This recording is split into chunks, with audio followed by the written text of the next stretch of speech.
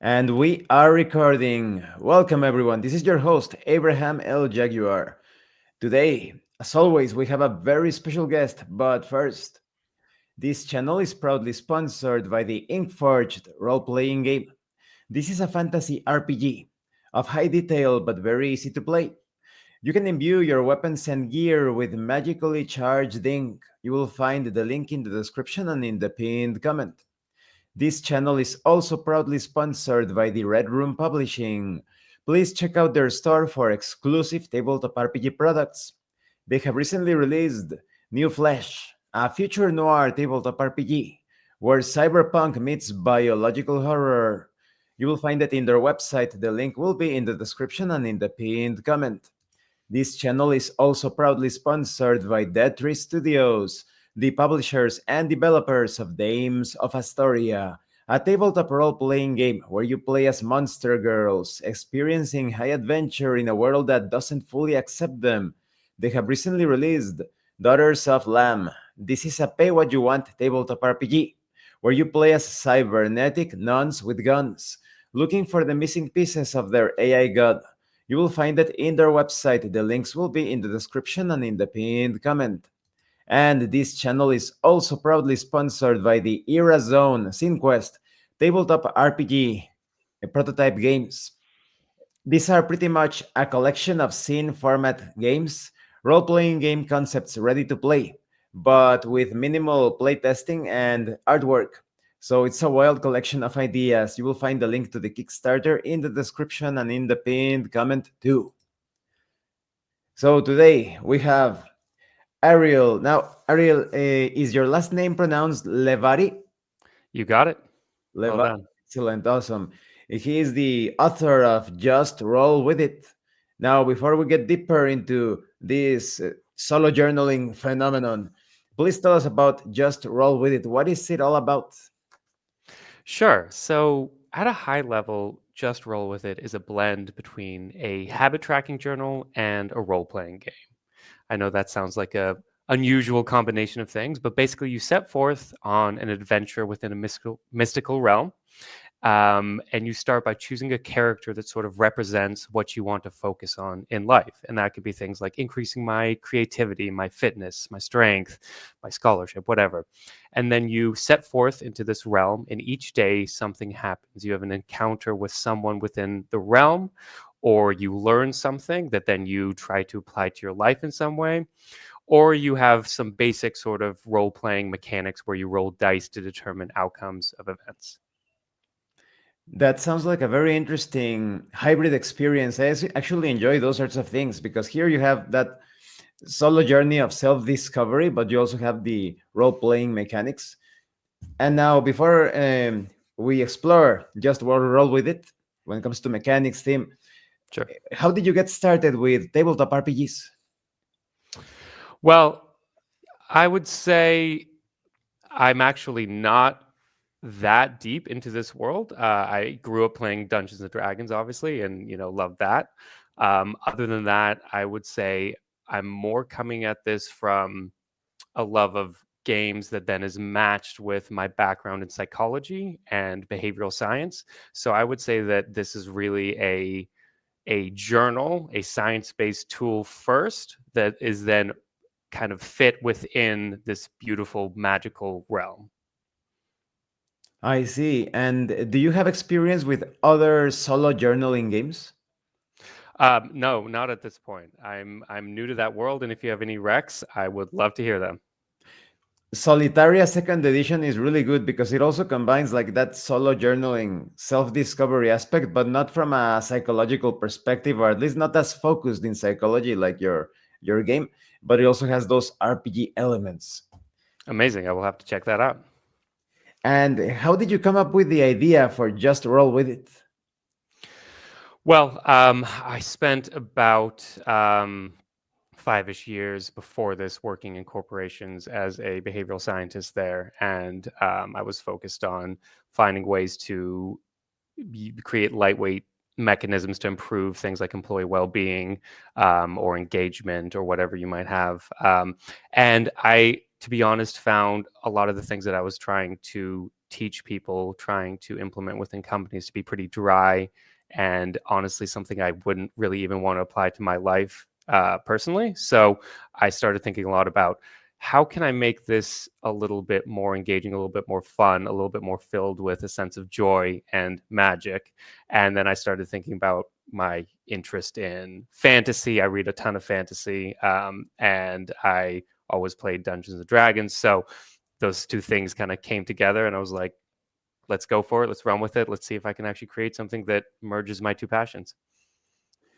Before using fantasy as the theme for your game, did you consider other ways, such as science fiction, other sorts of genres and subgenres? I did, definitely, but I ended up going with fantasy because of really because of magic, quote unquote, because I kind of had this insight that the idea that you can set your mind to a goal, that you can create something in your mind and then actually shape reality to bring that into existence kind of feels like magic in and of itself. So I wanted to kind of roll with that idea and treat these sort of goal setting practices as magic. And that seemed to fit better with a fantasy realm. Are there any books, movies, comic books, video games that that influenced your design of the world for just roll with it?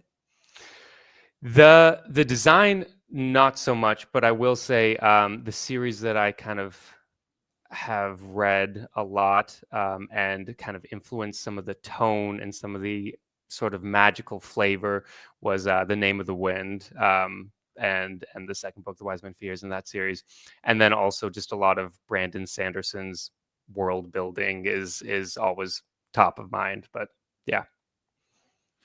And something that really struck me when I am still going through the document for just roll with it, is that there is a very strong like an isekai aspect to it. Are you familiar with the isekai genre in anime and manga? Yeah, lightly. That's sort of like kind of like the hero's journey type archetype. Yeah. Because I really enjoyed that you actually feel as if it's a magical journey. It's not just you playing a game. It feels like it pulls you in because of that immersive approach, I would say. I'm glad to hear it. Yeah, and that was one of my objectives was I wanted to try to find a way to make this actually feel um, like you're bringing something sacred and ritualistic to what might otherwise be a pretty mundane practice of just setting a goal and trying to execute on it. Can you tell us more about the mechanics of the game? Sure. Yeah. So I would say the core of the mechanics revolves, sorry, around a map. So there's a small map of the realm, which is called Glimmerwood, um, on one page of the document. And actually, before I go further, right now the version that you have is a PDF document. There's also this version that I'm working on. It's the hard copy journal. Um, but there is a map in that journal, and each day you move to a new square on the map. And then there's a coordinate grid system with numbers on one axis and letters on the other. And based on where you land, there is a different encounter. So at the back of the book, there are various narratives. So it might build a bit upon the story. Um, so you flip to the back of the book based on where you landed. So if it's A5, you go to A5, and then it could be a story. It could be something that you have to fight, and the fighting usually revolves around rolling a dice. And there's a simple sort of like threshold mechanic where, based on your level and based on the opponent's level, you just have to roll above a certain value in order to vanquish that foe. And then as you explore, you gather things. You can get items that help you fight those foes later on. You can also increase your level. Basically, every experience within the book will give you either hit points, gold pieces, or XP, and those things increase over time, allowing you to face more challenging foes. So at the beginning, in the sort of top left corner of the map, foes tend to be easier. As you progress down towards the bottom right, they get a little bit harder. Um, And I'll pause there. There's another core mechanic around the spells, but I'll pause there and see if you have any questions on that aspect. That's actually very interesting. Please tell us more about the spells.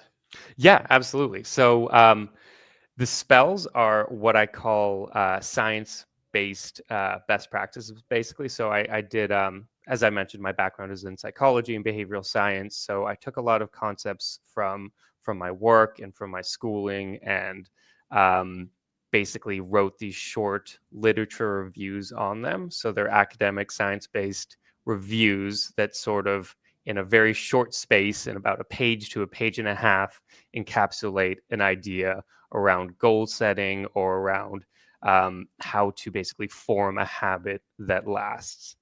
And those are what I call spells. So as you progress through the adventure, there will be some characters within this world that will teach you a spell. So there will be a short narrative telling either about their life or something that they're going through that in some way illustrates the principles of that spell. And then at the end of the encounter, they will give you what I call a spell scroll, which at the back of the book, the spell scrolls are all of those short literature reviews that I mentioned earlier. So then, once you obtain these spell scrolls, you can start applying them to your life. And there's sort of a progression system where each character has a set of 4 to 5 spells that they should master in order to complete the journey and face the sort of final unknown foe within this realm. Um, so there's a progression, and you have basically different little short exercises that help you learn how to use these ideas and implement them into your life. Now, you've mentioned the thematic inspirations for Just Roll With It, but were there was there some video game or board game or game that served as the mechanical inspiration, that is for the mechanics? Well, so initially it was largely based on Dungeons and Dragons, but this was an interesting challenge for me because I want this journal to be accessible to people who have never played Dungeons of Dragons in any way. And I also want it to be engaging enough for people who enjoy games and are pretty well versed in things like Dungeons and Dragons. So, with that being said, I initially started off um, having more complex mechanics, and as I sort of play tested it with more people who weren't gamers, realized that if you're having to keep track of modifiers and all these other things, it ends up getting too complex. So at this point, there's only about 30-ish times in the book where you actually have to roll a dice to determine an outcome of an event. And it's usually some simple, like, if you roll over this, you can continue on. If you roll under it, you take damage, and you keep rolling until you succeed, essentially. That sounds excellent. So it sounds like you designed this game with the idea that anyone could pick up and play it. Someone that has never touched games in their life, they could pretty much take Just Roll With It and understand it quite well. And just roll with it. Yeah, that's the that's Yeah. the idea. Exactly. And I really wanted it to be. I don't want anyone to be afraid to pick it up because they're not a gamer. And to that end, I think you've already been looking through at least the first couple of chapters of the book. I kind of break the tutorial into 3 days. So the idea is that you interact with the book each day, and essentially there's, in the tutorial, there is day 1 through 3, which kind of walks you through a different mechanic each day, so you don't have to read all of these like intense instructions up front. You can just kind of be like, I'm opening it, here's day 1, I just have to pick a character and I can start on my journey. It's also clear to me that in a way it could serve not only as a tool for entertainment but also as a way to for self development. Can you tell us more about that? Yeah, I mean, I would say that is the core of it. It is about self development primarily, and then just trying to take a unique, beautiful, engaging approach to that. Because there are tons of game mechanics in it, and it is a rich world to explore. But at the end of the day, if there's not something in your life that you're trying to work on, that you're trying to grow with, this probably isn't the thing for you. If you're not trying to move towards something, whether it be just, something as simple as like, I want to be more artistic and more creative, or, you're an entrepreneur and you're trying to start a business, which I think most people are at some inflection point within their lives of wanting more of something or less of something else. But that kind of comes first. You have to feel like you're being called to do something, and then you open the book, and then it helps you pursue that. Now, what was the most challenging thing during the design process? Something that made you think, how can I apply my knowledge of psychology into this fantasy experience? Yeah.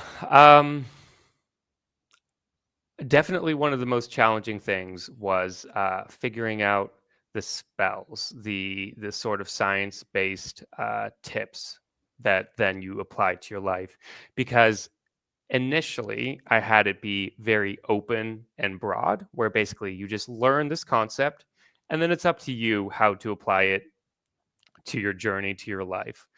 So, you learn a concept like implementation intentions. That's the name of one of the principles. And then figure it out how to apply it as you see best. But then I got it in front of some people, and there wasn't really enough instruction on how to actually apply it to your life. And they wanted more of a path that they could follow, that they could check off, that I'm learning these concepts, I'm growing, I'm mastering them, not just sort of reading something and then forgetting about it. So that was really challenging. And just to add one other thing on the other side of it, is I still wanted it to be flexible enough that I'm not dictating everything for you, right? Because I want this um, to be kind of playful, like experimental. I want people to test something out, see if it works for them. I'm not trying to prescribe necessarily a certain path that someone needs to take. I'm trying to give you magic that you can then apply to your life and see if it works, and take what you want and leave what you don't. Yes, I think that's one of the trickier aspects of these solo RPG type of experiences because people want to be guided, but at the same time they want that freedom to explore. Exactly. Now, at the moment, are you planning just to roll with it to be a self-contained experience, or perhaps are you playing around with the idea of perhaps coming up with future volumes, expansions, and whatnot? Yes, great question. In in the immediate future, there's a mechanic in the book called side quests, which are basically like, depending on where you land on the map and how you roll, you might have a chance encounter that sort of comes up, and then you flip to the back of the book and see what that is. And those are usually things that you should do within your life. Like it might be, you see two people talking on the street, or um, the better example, you see someone sending a falcon to a far off friend, and they're delivering a message, and then the side quest is like, learn how to become a falconer and send text messages to three friends you haven't talked to in a long time, checking in on them, something like that. So the idea there being that I would love to create a side quest deck series where there are different actual cards that are not just stuck within the book, that you can have different genres of quests, ones that are focused more on physical activities, social activities, whatever it might be. But I'd love to have like four different side quest decks that people could kind of pick from. And then just the one other thing is, I envisioned this book as actually being somewhat modular, because the core mechanic really involves around this map. So, depending on how this is received and if people seem to like it, then my next step would be to essentially develop more maps and other editions that either they could, download for free, or maybe there would be a future edition that would just have different maps and encounters. But you can really take the general format and plug and play different encounters and different maps within it. Now, do you think that in current times, when it comes to gaming in general, video games, RPGs, board games, etc., do you think that psychology is being well explored or applied, or do you still think like there is a lot of untapped potential when it comes to, like in your case, applying behavioral science and things related to that? I from my perspective, it hasn't been that deeply applied. I haven't really seen that many innovative approaches to games being integrated with psychology, with the caveat of there are a couple of like card games out there that I've seen that are sort of some variation on like using card games to help you better connect with people. There's things where like they'll have different questions and they'll be like, trying to generate more honesty and intimacy among friends or something like that. I've seen a fair amount of things on that line, but I haven't seen something that is trying to actually like both teach and entertain at the same time. Um, Other than, I guess, one additional caveat would be that there are obviously tons of apps out there on the App Store. There are like lots of habit tracker apps that sort of have a gamification element, but to me, those always feel a little bit. I don't know. They don't quite do it for me. They feel like they give you a little badge if you succeed in something, or you get points, but it's not that same immersive world that I sort of crave that I'm trying to create here. That makes me think. Yes, I'm trying to think of good examples, but the only one that came to my mind, and perhaps just barely, I don't know if you have played the Silent Hill game for the Wii. No, I haven't. Is that like a horror game? A horror game. It's like Yeah. the almost like the rival of Resident Evil. You have the two big Okay. ones, Resident Evil and Silent Hill. But Okay. that was a very interesting application of psychology. You basically have these psychology tests. You are supposed to be playing as this. Well, it's a bit of an ambiguous thing, but you're a patient, and the psychologist is giving you these tests related to psychology, and according to your choices, the levels of the game change. So I think Mm, that's a cool way of applying that. that's But that's awesome. Yeah, I love it. now, before we wrap up things, do you have any final thoughts on Just Roll With It? Anything that you want to communicate to our viewers? Yeah, well, it's coming to Kickstarter soon. We have our pre-launch page live right now. And the launch date will be March 28th, so keep an eye out for that. It'll go live then. And in the meantime, if you want to go, and you can hit the notify me on launch button on the pre-launch page if you're interested. And then we're also on Instagram, and we're trying to produce a lot of fun little videos that sort of illustrate some of the concepts within Just Roll With It. So follow along.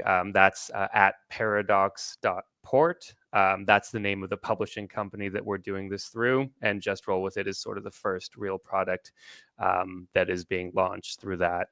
And then, yeah, I would just love if there's anyone out there who really likes this idea and wants to reach out. I would love to chat. I'm open to sharing. I would love any input that other people have. It's still, as you probably saw, the current version is still flexible. There's some things we're kind of changing out, a couple of mechanics here and there. It's 90% there, but if someone has a great idea that would really take it to the next level, I would love to hear it, and we'll chat. Perfect. Well, thank you so much again, Ariel, for telling us about your game. Abraham, thank you so much. It's great to join you here, and looking forward to continuing the conversation. And to everyone else watching us, definitely check out the link. I will put it in the description, the pinned comment. This has been your host, Abraham L. Jaguar, a professional game master. And remember, roleplay solves everything. Once again, thank you and see you later. I am stopping the recording in 10 seconds.